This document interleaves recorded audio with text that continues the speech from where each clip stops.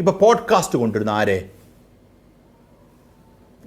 Podcast ആരാണ് കൊണ്ടുവരുന്നത്? ഇപ്പം രമേശ് ചെന്നിത്തല കൊണ്ടുവരുന്നു അല്ലേ? ഇത് തെരഞ്ഞെടുപ്പിന് മുമ്പ് കൊണ്ടുവരേണ്ട ഒരു വിഷയമാണല്ലോ.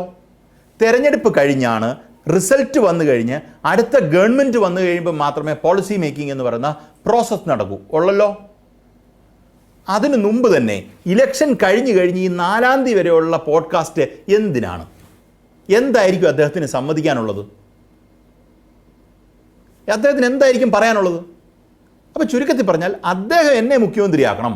അദ്ദേഹം തന്നെ ഇന്ന് പറഞ്ഞിരിക്കുന്നത് ഞാൻ വെയിലത്ത് വാടുന്നവനല്ല, തീയിൽ കുരുത്തവനാന്നുള്ളൊരു സ്റ്റേറ്റ്മെൻറ്റൊക്കെ. ഇതൊക്കെ ഇതൊക്കെ നമുക്കറിയാമല്ലോ രമേശ് ചെന്നിത്തലയെ കുറിച്ച്.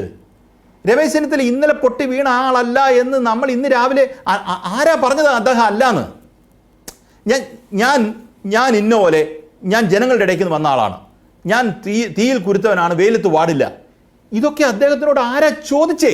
പക്ഷേ ഇതിനേക്കാളും വലിയ ജയിലിലൊക്കെ കിടന്ന ആളുകൾ ഉണ്ടെന്ന് അജയ് തറയിൽ പറയുമ്പോൾ അതിനോട് പ്രതികരിക്കണ്ടേ? അതാണ് കണ്ടത്. അതാ ഈ പ്രശ്നം. ഇത് അപ്പം ചുരുക്കത്തിൽ പറഞ്ഞാൽ അവിടെ ഇവർ പറയുന്ന ഇവർക്കകത്ത് തന്നെയാണല്ലോ ചർച്ച. 90% രമേശ് ചെന്നിത്തല പറഞ്ഞ മറുപടി അജയ് തറയിലിനുള്ളതായിരിക്കാം. അവർ തമ്മിലുള്ള പ്രശ്നമല്ലേ ഇത്? നമ്മൾ ഇതിന് ചോദ്യം ചോദിക്കുന്നതിനകത്ത് എന്താ തെറ്റ്? നിങ്ങൾക്ക് ആദ്യം 71 എന്ന് പറയുന്ന നമ്പർ കിട്ടട്ടെ. Let you get A number first. അത് കഴിഞ്ഞിട്ട് ചർച്ച ചെയ്യുന്നതിന് പകരം ഒപ്പീനിയൻ പോളിലില്ല, കേട്ടിടത്തോളം ഇപ്പം ഇന്റലിജൻസ് റിപ്പോർട്ട് പ്രകാരമില്ല, നമ്മളുടെ കണക്ക് പ്രകാരമില്ല, അവരുടെ കണക്ക് പ്രകാരം പോലും ഉണ്ടെന്ന് എനിക്ക് തോന്നുന്നില്ല.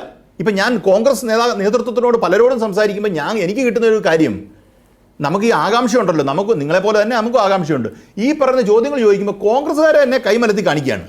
ആ കൈമലത്തി കാണിക്കുന്ന സ്ഥലത്താണ് മുഖ്യമന്ത്രി അവരെ തീരുമാനിച്ച് മുന്നോട്ട് പോകുന്നത്. അത് ശരിയല്ല. അത് ഒരു മോശം പ്രവണതയാണ്. അത് താങ്കൾ ഇവിടുത്തെ വോട്ട് ചെയ്ത നിങ്ങൾക്ക് ഒരാൾ ഒരു വോട്ട് ചെയ്തിട്ടുണ്ടെങ്കിൽ ആ വോട്ടറോട് നിങ്ങൾ കാണിക്കുന്ന ചലഞ്ചാണെന്നുള്ളതാണ് എൻ്റെ ഭാഗം. അത് നിങ്ങൾ ജയിക്കുകയോ തോറ്റുകയോ എന്നുള്ളതല്ല, വളരെ പ്രിമച്ചുറായിട്ടുള്ളൊരു കാര്യം. നിങ്ങളുടെ സ്വാഭിത താല്പര്യങ്ങൾ സംരക്ഷിക്കാൻ വേണ്ടി മാത്രം ആ ചർച്ചയെ മുന്നേക്ക് കൊണ്ടുവരികയും അത് തുടർന്നു പോകുന്നത്